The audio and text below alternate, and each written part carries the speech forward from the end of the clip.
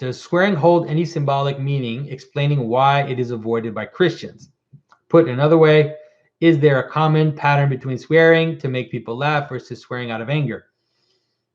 I think swearing is a very, very interesting subject. It is extremely interesting, especially the religious word swearing, not just like the cursing, like not just saying dirty words, but of course that is also related to it, but you can understand it more in terms of using God's name in vain, or saying things like damn, or saying things, in Quebec we have a whole culture of using church words in swearing. So people use every single word: tabernacle, chalice,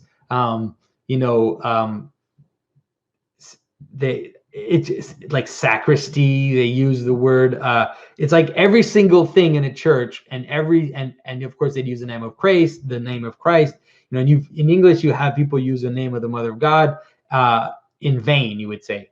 And so there's a relationship. There's an interesting idea. This is something that I've been trying to kind of point you guys to in terms of trying to understand the incarnation and trying to understand the mystery that Christ brings to us, is how there's a relationship between death and glory. I keep trying to show you that, and I don't want you to confuse the two.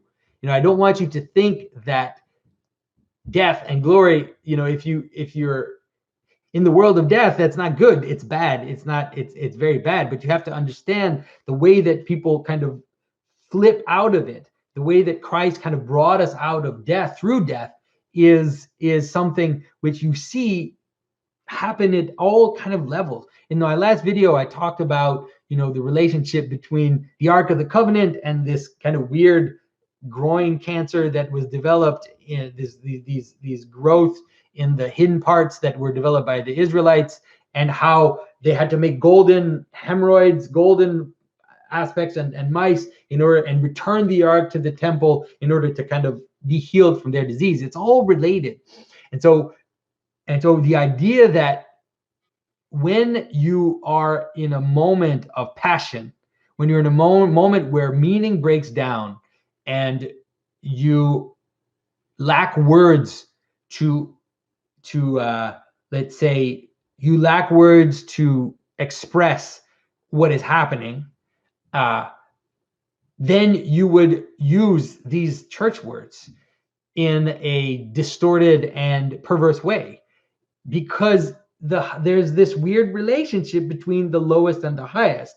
There's a very strange connection between the two. And I talked about this in terms of the crown of thorns, in terms of a whole bunch of symbolism which is in Christianity. And so this is why, this is why you could say, like, if you imagine how when the Roman soldiers are insulting Christ, you can imagine that that's the same when someone is swearing, when someone is using the name of Christ or the name of the Virgin Mother, or just using God's name in vain, that they are mocking, that they are treating as nothing, right? They're acting as if these holy things are just nothing, and you connect them to your passion, to some lack of, giving up on words, almost like an onomatopoeia, almost like a grunt. That you could see how that is what the Roman soldiers are doing, and Christ is taking that and bringing it back into the highest, bringing it back into the holy place. So it's related as well to, I talked about this idea of the nakedness in the garden, and the nakedness of shame, right? The nakedness of Adam in the garden, and the nakedness of Noah drunk in his tent, right? That they're the same. They're like the same thing, but they're at the opposite ends of each other. They're one is at the beginning, one is at the end, and then Christ takes that and flips it, right? He's naked on the cross, being persecuted, being mocked. All of that is happening, but he is changing the nakedness of Noah into the nakedness in the garden. So that is also, the pattern of swearing has to do with this pattern as well. It's just something inevitable.